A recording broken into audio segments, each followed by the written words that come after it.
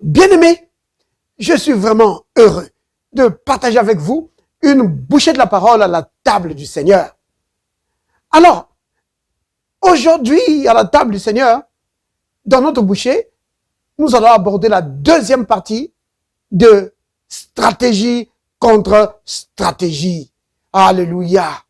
Béni soit le nom de notre Seigneur Jésus-Christ, le grand stratège. Amen. Bienvenue à la table du Seigneur. Yeah! Alors, dans la première partie, nous avons montré que la stratégie principale de notre ennemi, c'est vraiment attirer les gens dans le bourbier du raisonnement afin de les vaincre. Oui. Et nous avons montré aussi que nous n'étions pas sans stratégie. Notre stratégie vient de Dieu. Et la stratégie consiste à rester dans le terrain de la parole, comme le Christ lui-même a fait. C'est cela notre stratégie. Parce que le Seigneur nous a donné la victoire sur ce terrain-là. Vous comprenez bien, aimé? C'est sur ce terrain-là de la parole que Dieu nous a donné la victoire. Si tu sors de ce terrain-là, tu es livré à toi-même. Tu n'as pas de victoire ailleurs que sur le terrain de la parole. C'est vraiment important. C'est pourquoi le Christ, bien aimé, regardez, le Christ lui-même, quand Satan est venu, il n'a pas utilisé des miracles, il n'a pas utilisé, non. Qu'est-ce qu'il a utilisé? La parole. Vous comprenez? C'est vraiment notre modèle et c'est vraiment la façon de combattre. Rester sur le terrain de la parole afin de le vaincre chaque fois qu'il viendra. Chaque fois. Regardez ce que disent les Écritures ici. Donc, prenons donc Jacques. Jacques chapitre 4 au verset 7. Voici ce que disent les Écritures. Soumettez-vous donc à Dieu. Remarquez ça. Hein? Soumettez-vous donc à Dieu. Tu te soumets d'abord à Dieu, c'est-à-dire à sa parole. La parole de Dieu doit régner dans ta vie. Vous comprenez? Si déjà tu es rebelle à la parole, mais comment tu vas vaincre l'ennemi? Tu dois être soumis à la parole. C'est vraiment important, bien-aimé. La parole de Dieu doit prendre la première place dans ta vie. Voici maintenant ce qui suit. Quand tu te soumets à la parole, alors il dit résistez au diable. Qu'est-ce qu'il va faire? Il va t'attraper. Non! Il fuira loin de vous. Vous avez vu ça? Résiste au diable. Qui va résister? C'est Dieu? Non, c'est toi. Oh, mais moi je ne suis pas vraiment un chrétien. Non, si tu es un enfant de Dieu, sache que Dieu t'a donné cette autorité-là sur lui. Il t'a donné l'autorité sur le diable. Tu peux lui résister. Bien aimé, vous avez remarqué, hein? Il a dit quoi? Résister à qui? Au diable. C'est pourquoi les gens, parfois, quand ils craignent les sorciers et les autres. Non, on ne dit pas de résister aux sorciers. On dit de résister à leur chef. Donc, si déjà tu peux mettre leur chef en fuite, alors les sorciers et les autres, et les féticheurs, qu'est-ce qu'ils sont? C'est les petits joueurs. Vous voyez? On nous dit que si tu restes sur le terrain de la parole, tu vas résister au diable et il va fuir. Loin de toi. Oui. C'est vraiment important, bien aimé, de comprendre ça. Donc, Dieu nous a donné la victoire sur le terrain de la parole. C'est vraiment capital. Un autre passage pour soutenir cela. C'est dans le livre de Pierre. Écoutez ce que l'apôtre Paul dit ici, l'apôtre Pierre dit ici. 1 Pierre chapitre 5, au verset 6. Il a dit ceci. Humiliez-vous. Vous avez remarqué? Dans Jacques chapitre 4, au verset 7, on a dit quoi? Soumettez-vous. Ici, on dit humiliez-vous. C'est toujours la même chose. Tu dois reconnaître l'autorité de Dieu, de sa parole, dans ta vie. Tu dois faire de la parole de Dieu, vraiment, la parole de Dieu doit avoir la première place dans ta vie. C'est l'autorité finale. Le dernier mot, c'est la parole. Ah, mais tel a dit. Si ce n'est pas la parole, tu mets ça de côté. C'est la parole qui doit primer. C'est vraiment important. Les avis scientifiques, c'est très bien, on les respecte. Mais ce qui doit primer, c'est la parole. C'est vraiment important. Alors, on dit ceci. Humiliez-vous donc sous la puissante main de Dieu. Vous entendez ça? La puissante main de Dieu. Alléluia. Afin qu'il vous élève au temps convenable. Maintenant, au verset 8, on dit ceci. Soyez sobres. Veillez. Votre adversaire. Vous voyez? On a un adversaire. Le diable. Il rôde comme un lion. Comme un lion rugissant. Qu'est-ce qu'il fait? Cherchant qui il dévorera. Vous voyez? Il cherche. Ça veut dire quoi? Ça veut dire que ce n'est pas tout le monde qui peut dévorer. Il cherche là où il peut dévorer. Donc, si tu restes sur le terrain de la parole, il ne va pas te dévorer. Vous comprenez, bien aimé? Il cherche. Alors, maintenant, verset 9. Résiste-lui. Alléluia. Résistez-lui. Comment ça? Avec ta colère? Non. Résiste-lui avec quoi? Avec tes théories? Non. Résiste-lui avec une foi ferme. Alléluia. Vous comprenez? Tu dois lui résister avec une foi ferme. Maintenant, quand tu mets Jacques et Pierre ensemble, tu as maintenant une image vraiment claire, n'est-ce pas? Que tu dois résister au diable pour le faire fuir. Mais tu résistes comment?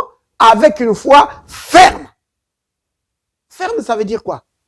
Qui ne branle pas, qui ne va pas là-bas, qui revient. Non, tu restes stable. Oui. Maintenant, la foi, bien-aimée, la foi vient de quoi? De la parole, n'est-ce pas? Parce que ça, c'est Romains 10, verset 17. Que la foi vient de ce qu'on entend. Et ce qu'on entend vient de la parole de Christ. Donc, quand on te dit que résiste-lui avec une foi ferme, la parole est en train de te dire que tu dois te tenir sur le terrain de la parole. Vous comprenez? C'est cela notre stratégie principale. Rester sur le terrain de la parole. En dehors de la parole, ta foi ne va pas fonctionner. Oui. Ta foi est seulement opérationnelle sur le terrain de la parole. C'est pourquoi tu dois rester sur ce terrain-là. Et l'ennemi, il ne peut pas résister à la parole. Il ne peut pas. Il va fuir. Vous comprenez, bien aimé? C'est vraiment capital. C'est sur ce terrain-là que Dieu nous a donné la victoire. Alléluia. Béni soit le nom du Seigneur. Maintenant, bien aimé, avoir une stratégie, c'est quelque chose de très bien. C'est très, très important d'avoir une stratégie, une bonne stratégie. Mais une stratégie, à elle seule, ne te fait pas gagner la guerre. Ce qui te fait gagner la guerre, c'est les armes. Vous comprenez? Alors, quelle est l'arme qui est utilisée par notre ennemi? Son arme, c'est le mensonge. Vous voyez? C'est cela l'arme que notre ennemi utilise. Le mensonge. La raison pour laquelle il va t'amener au raisonnement, c'est pour te faire avaler le mensonge. La raison pour laquelle il amène des gens à dialoguer, vraiment, à tourner vite là dans les pensées, c'est pour leur faire avaler le mensonge. Le but final, c'est ça. De la même façon, nous, notre stratégie, c'est rester sur le terrain de la parole. Et notre arme que nous utilisons, c'est la vérité. c'est-à-dire la parole de Dieu. Vous voyez, notre arme, c'est ça. Lui, son arme, c'est le mensonge. Et le Christ dit que c'est le père du mensonge. Il est le père du mensonge. Vous voyez? Nous, notre arme, c'est la parole. C'est la vérité. Vous comprenez, bien-aimés? C'est vraiment important de comprendre ça. Donc, il y a la stratégie et puis il y a les armes qu'il faut utiliser. Regardez par exemple ce qu'il a fait avec Ève dans le livre de la Genèse, au chapitre 3. Regardez. Il dit ceci, au Genèse 3, verset 4. Alors le serpent dit à la femme, vous ne mourrez point. Mais Dieu sait, vous voyez le raisonnement? Il dit, mais Dieu sait que le jour où vous en mangerez, vos yeux s'ouvriront et que vous ne serez plus, vous serez comme des dieux, connaissant le bien et le mal. Donc, vous voyez, c'est pas une mauvaise chose. C'est seulement votre connaissance qui va augmenter. Vous allez être vraiment comme lui. Vous allez être comme Dieu. Il les fait raisonner là-dessus. Qu'est-ce qu'il est en train de leur dire? Qu'ils ne sont pas comme Dieu. Que en mangeant ça, ils vont devenir comme Dieu. Mais non. Ils étaient déjà comme Dieu. Vous voyez? Il va renier leur identité. Il renie l'identité d'Adam et Ève ici, dans leur raisonnement. Il renie ça. Il dit, vous n'êtes pas comme Dieu. Mais c'est en mangeant ça que vous allez devenir comme lui. Vous voyez? C'est toujours sa technique. Raisonner. Et quand il raisonne là, il réduit à néant. Il essaie de réduire à néant ton identité. Pour te dire que non, tu n'es pas ça. Tu n'es pas comme Dieu. Dieu, le Christ n'habite pas en toi. Non, tu n'es pas un enfant de Dieu. Il va essayer de régner tout ça. Pas seulement avec nous, hein. Même avec le Christ, il a fait la même chose. Il a dit à Jésus, il dit, si tu es le Fils de Dieu. Autrement dit, je ne crois pas que tu es Fils de Dieu, toi. Bah, prouve-moi ça. Vous voyez? C'est comme ça qu'il raisonne. Il va essayer de te renier ton identité. Dire que non, tu n'es pas enfant de Dieu. Non, tu n'as pas le Saint-Esprit. Non, tu n'as pas la puissance de Dieu en toi. Non, il va essayer de faire ça. Te faire raisonner là-dessus. Et c'est ce qu'il faisait ici avec Ève. Il dit, mais non, quand tu vas manger ça, mais tu vas devenir comme Dieu. Autrement dit, tu n'es pas encore comme Dieu. C'est en prenant ça que tu vas avoir... Vous voyez? Alors là, Ève est entrée là-bas. Elle est entrée dans la Rasputitsa. Rasputitsa, donc le bourbier. Elle est rentrée là-bas dans le bourbier. Alors, verset 8. Non, c'est verset 6. La femme vit que l'arbre était bon. Comment elle a vu ça?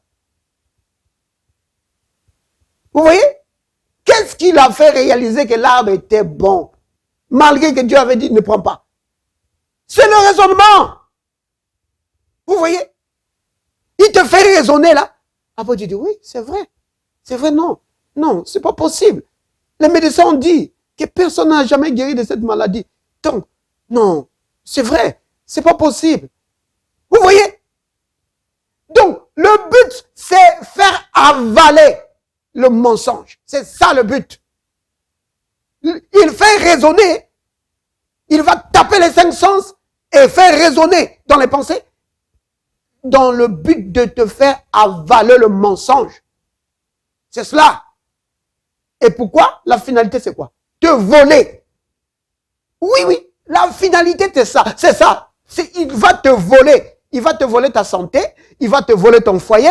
Il va te voler vraiment toutes les bénédictions. Il veut te voler. Quelqu'un va dire, est-ce que c'est vrai ça? Mais oui. C'est pas moi qui le dis, c'est le Christ qui le dit. Le Christ le dit dans Jean chapitre 10. Que le voleur, c'est qui ça le voleur? C'est lui. Il vient pour voler, pour détruire, pour tuer. C'est lui. Vous voyez? Donc, il va faire avaler le mensonge à Ève, dans quel but?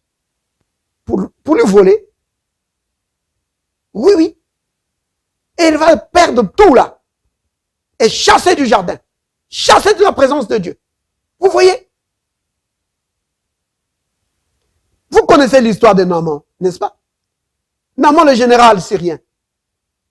Quand Élisée lui a dit qu'il fallait qu'il aille se jeter dans l'eau, qu'est-ce que Naaman a commencé à faire? Il a commencé à raisonner. Maintenant, est-ce que c'était Naaman qui raisonnait? Non! C'était le diable. Souvenez-vous. Alors, quelqu'un va me dire, mais comment tu sais que c'est le diable? Parce que ça, c'est une de ses stratégies, bien-aimées. Souvenez-vous de ça.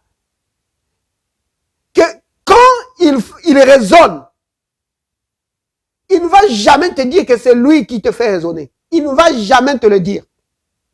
Il faut que tu aies du discernement. Au contraire, il va te dire que c'est toi qui raisonnes comme ça. Il dit, mais c'est toi qui raisonnes comme ça.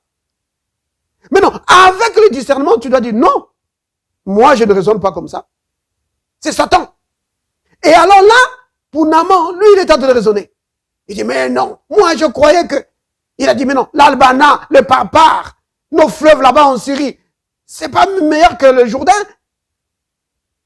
L'ennemi essaie de le raisonner pour lui voler sa santé. Oui. Vous voyez? Et c'est ce qu'il fait avec les enfants de Dieu ou avec tout humain. Il va te faire raisonner. Il dit, mais non, toi tu crois à cette histoire-là qu'on va juste t'imposer les mains et tu es guéri? Non. Écoute, faut pas être faible d'esprit là. Quelle puissance ce monsieur il a? Il parle seulement là et il met les mains, tu guéris. Tu crois qu'une maladie comme ça qui a terrassé les gens, tu vas guérir juste par les mains? Ah oui, c'est vrai ça. C'est vrai ça. Ah oui, c'est vrai. Oh, ces gens sont des... Non. C'est des charlatans. Voilà. Qu'est-ce qu'il a fait? C'est pour voler à la personne sa santé. Il veut lui voler sa santé. Vous comprenez, bien aimé? Son but, c'est ça. Te faire raisonner. Oui. Pour te faire avaler son mensonge. Afin de te voler la guérison que Dieu veut te donner. Afin de te voler les bénédictions que Dieu t'a déjà données. Oh! C'est pourquoi la Bible nous dit, résiste-lui avec une foi ferme. Mais comment tu fais? Avec la parole. Vous comprenez, bien aimé? Parce que notre arme, c'est ça. Notre arme, c'est ça. Nous restons sur le terrain de la parole et nous utilisons la parole de Dieu sortant de notre bouche. C'est vraiment capital, bien aimé.